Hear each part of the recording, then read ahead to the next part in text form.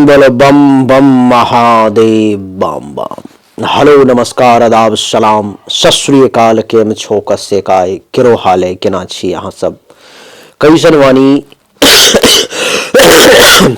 How are you, कैसे हैं आप लोग। केमो नाचो मनक्कम खम्हा गनी हुकुम केमती अच्छंती की खबर नमस्तुभ्यं। देवी और सज्जनों, आज के इस वीडियो में मैं राजा मिश्रा आपको बताने जा रहा हूं शुक्र का जो गोचर हो रहा है 12 फरवरी से लेकर के 7 मार्च के बीच में, उसका प्रभाव हमने आपको मेष वृष मिथुन कर्क सिंह कन्या तुला वृश्चिक धनु तक बता दिया है। मकर कुंभ और मीन, इन 3 राशि वालों के लिए अभी आपको इसकी जानकारी हमने नहीं दी है। इस वीडियो में मेरा यह प्रयास है कि मकर कुंभ और मीन राशि वालों के जीवन में 12 फरवरी से 7 मार्च के बीच में शुक्र का क्या प्रभाव होगा ये बताने का। आइए चर्चा को आरंभ करते हैं देवी और सज्जनों। शुक्रदेव जो हैं, सो अगर मैं बोर्ड को रखता हूं कुछ देर के लिए, मकर राशि वालों के लिए शुक्रदेव का प्रवेश कुंडली के प्रथम भाव में ही है। कुंडली के प्रथम भाव में है मकर राशि में। और शुक्रदेव जब कुंडली के प्रथम भाव में आते हैं तो क्या कहना, उस व्यक्ति की जिंदगी लंबी हो जाती है, वो दीर्घायु हो जाता है। वो व्यक्ति जिस किसी के भी कुंडली में गोचर में अगर शुक्र प्रथम भाव में आ जाए, जैसे कि अभी पहली चर्चा हमारी मकर राशि वालों के लिए है, तो मकर राशि वालों के लिए शुक्र का प्रवेश कुंडली के प्रथम भाव में है, जिसके कारण से शुक्र मकर राशि वाले जातक को सबसे पहले दीर्घायु बनाने का प्रयास कर रहा है। इसकी कोशिश है कि आपकी जो जीवन है उसको लंबा कर दिया जाए। इसकी कोशिश है कि आपको जीवन पर में अगर किसी भी प्रकार का कोई संकट, कोई परेशानी भी आने वाली है तो उससे आपको छुटकारा दिला दिया जाए। मकर राशि वालों को ये शुक्र प्रथम भाव में बैठने के कारण 12 फरवरी से 7 मार्च के बीच में सुंदर देह वाला बनाएगा। आपका शरीर भी बड़ा मनमोहक होगा। बड़ी सुंदर शरीर पुरुष है अथवा महिला है, अपने शरीर के माध्यम से भी आप किसी को अपने तरफ आकर्षित कर पाने में सक्षम होंगे। दूसरी बात की, आपको ऐश्वर्यवान बना देगा, पैसा वाला बना देगा, ऐश्वर्य की प्राप्ति करवाएगा मकर राशि वाले ये शुक्र आपको। तो पैसे की भी दिक्कत नहीं, ऐश्वर्यशाली भी बना देगा।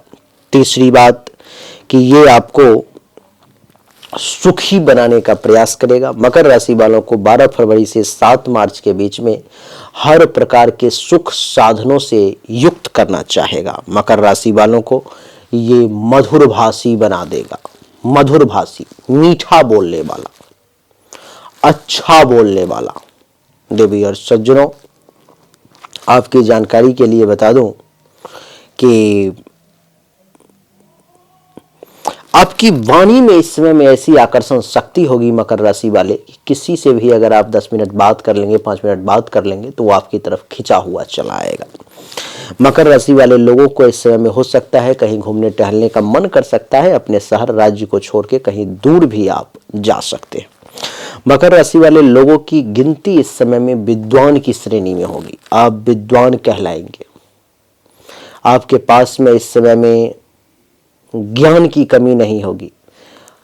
आपके पास में जो कमी होगी सो होगी, अगले को ये महसूस नहीं होगा कि इसके पास में ज्ञान की कमी है।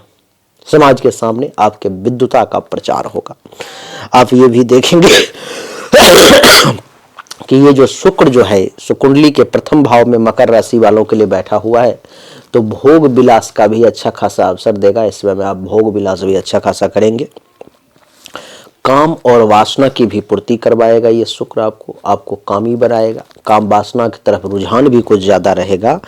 और जो भी बड़े लोग हैं वो आपको बहुत प्रेम करेंगे। इस समय में बड़े लोगों से आपका संपर्क बढ़ेगा। उन लोगों के दिलों में आपके लिए जो है सो सम्मान बढ़ेगा। शुक्र की दृष्टि सप्तम भाव पे प्रथम भाव से पड़ जाएगी, जिसके कारण से ये शुक्र जो है कुछ हद तक आपको व्याभिचारी भी बना देगा। यानी कि आचरण चरित्र में कुछ कमी आ जाएगी, उसमें कुछ गिरावट जो है सो आपका आ सकता है। कुछ हद तक ये आपको लंपट भी बना देगा। ठीक नहीं ये सब, लेकिन सुंदर प्रेमी प्रेमिका जीवन साथी के साथ, स्त्री अथवा पुरुष के साथ वक्त बिताने का मौका ये 12 फरवरी से 7 मार्च के बीच में आपको जरूर देगा। देवी और सज्जनों, मैं आपको बता दूं कि जिसका उम्र 25 वर्ष के करीब हो गया है अथवा 25वें में वो चल रहा है, ये शुक्र उसके भाग्य का भी उदय करेगा, उसको अच्छा खासा लाभ देगा, उसको बहुत बढ़िया जो है फल की प्राप्ति होगी। तो शुक्र का रिजल्ट मकर राशि वालों के लिए देवी और सज्जनों बहुत ही बढ़िया है। प्रथम भाव में बैठने के कारण जो है सो कहते हैं महर्षि की धन की प्राप्ति होगी, शत्रु का नाश होगा, लेकिन कुछ दुराचार भी आपके अंदर आ जाएगा। संतान और वैवाहिक जीवन और विवाह से संबंधित किसी प्रकार की कोई खुशखबरी भी आपको मिलेगी। और आपको बता दूं कि विद्या अध्ययन के क्षेत्र में भी आपको सफलता मिलने की संभावना दिखाई दे रही है। सब प्रकार के आमोद प्रमोद और वैभव विलास का सुख आप भोगेंगे।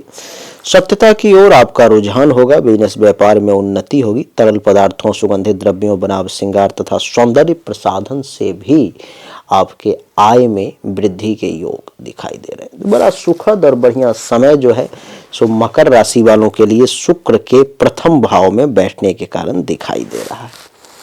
अब चर्चा करेंगे कुंभ राशि के बारे में। देवी और सज्जनों, कुंभ राशि वालों के लिए शुक्र का प्रवेश कुंडली के 12वें भाव में है, यानी कि द्वादश भाव में।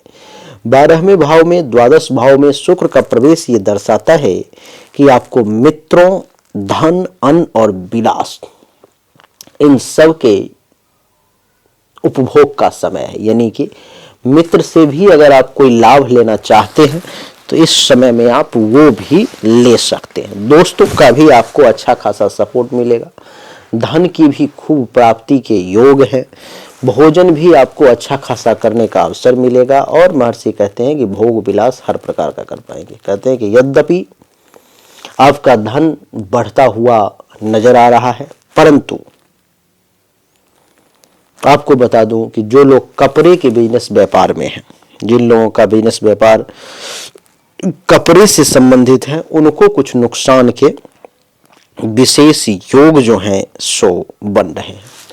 देवी और सज्जनों, शुक्र की सप्तम दृष्टि कुंडली के 6ठे भाव पर पड़ेगी, जिसके कारण से कुंभ राशि वाले जातक को पराक्रम में वृद्धि के योग बन रहे हैं। इस समय में कुंभ राशि का जातक बड़ा पराक्रमी, अपने बलबूते पे, अपने ताकत के बदौलत, अपने हाथों की बदौलत सब कुछ करने में अपने आप को सक्षम महसूस करेगा।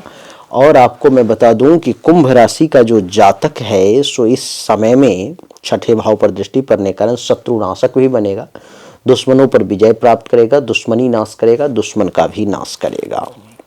हाँ, लेकिन कुछ गलत मार्ग पर चलने के भी योग हैं। कुमार्गगामी भी महर्षि लिखते हैं। तो कुंभ राशि वाले किस रास्ते पे चलना है और किस पे नहीं, इसका थोड़ा सा विशेष ध्यान आपको देना पड़ेगा।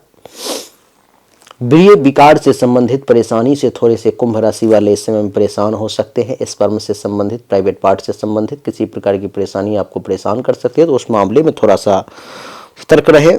और कुछ चर्म रोग भी आपको परेशान कर सकता है और इस समय में हो सकता है, तो आप कुछ ज्यादा बोल सकते हैं, तो अपने बोलने पर में जो है थोड़ा सा काबू करने की आपको आवश्यकता है। लेकिन न्याय के पक्ष में रहेंगे, न्याय के पक्ष में बोलेंगे आप।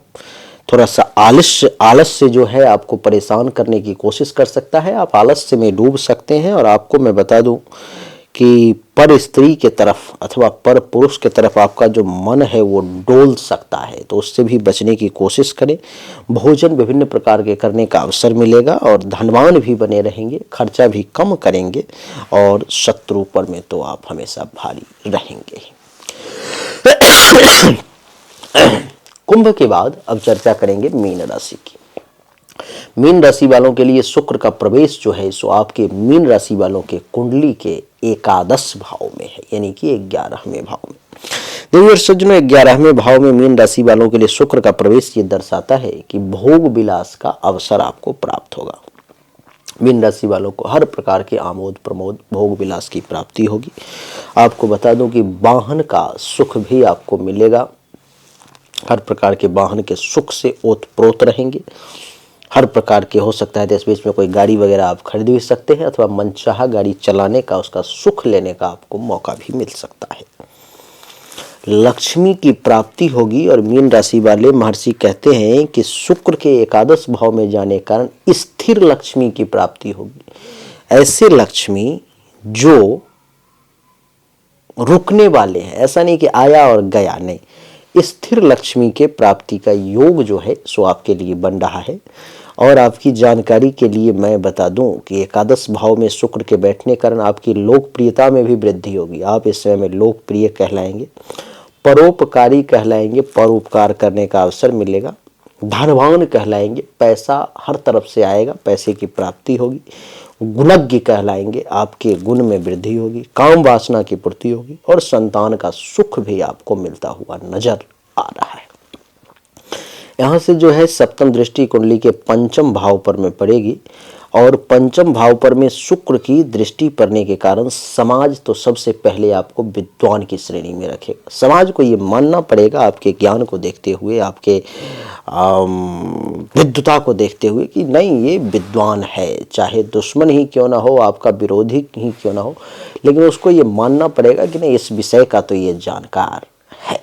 देवी और सज्जनों, पंचम भाव पर में शुक्र के बैठने के कारण जो है सो आप धनवान तो कहलाएंगे ही, और जिसके कुंडली में एकादश में शुक्र है, जन्म कुंडली, मूल जन्म कुंडली की बात कर रहा हूं, और शुक्र की दृष्टि पंचम भाव में हुई, कोई पाप ग्रह नहीं है, तो उसको आपको मैं बता दूं कि उसको एक लड़की होगी और वो 3 या 5 पुत्रों का पिता बन सकता है। वो मूल कुंडली की बात कर रहा हूं, अभी की बात नहीं कर रहा।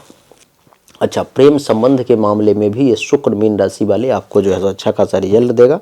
और आपको मैं बता दूं कि आपकी बुद्धिमानी की भी चर्चा जो है सो हर तरफ होती हुई नजर आ रही है। एकादश भाव में शुक्र बैठे हुए हैं, तो जिसके कारण से महर्षि कहते हैं कि धन प्राप्ति के योग के साथ साथ आपके प्रताप में भी वृद्धि का योग बन रहा है। सभी प्रकार के कार्यों में सफलता मिलेगी, उत्तम भोजनादि प्राप्ति का भी योग बन रहा है आपके लिए।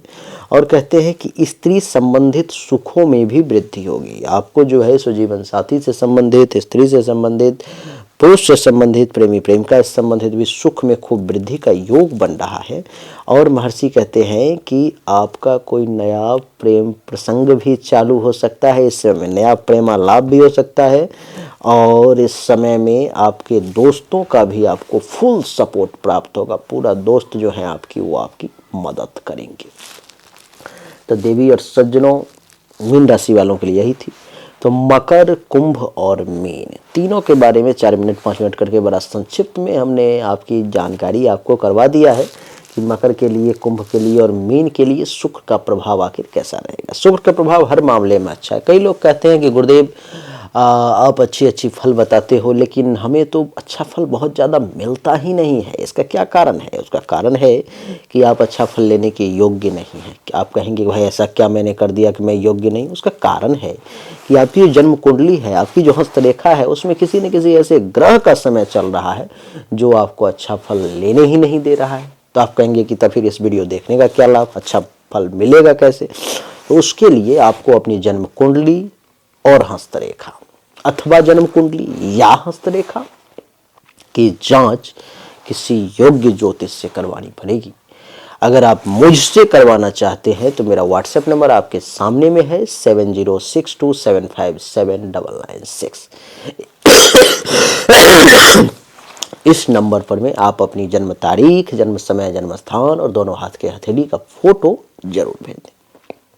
आपने अगर वीडियो को लाइक नहीं किया है तो लाइक करें, चैनल को सब्सक्राइब करें और कम से कम 5 लोगों को भी जरूर शेयर करें, क्योंकि मैं अपने लिए आपकी तरफ से यही दक्षिणा समझूंगा। चलिए, आप सभी का एक बार फिर से बहुत बहुत धन्यवाद। Thank you so much. जय हिंद, वंदे मातरम। बोलिए राधे राधे।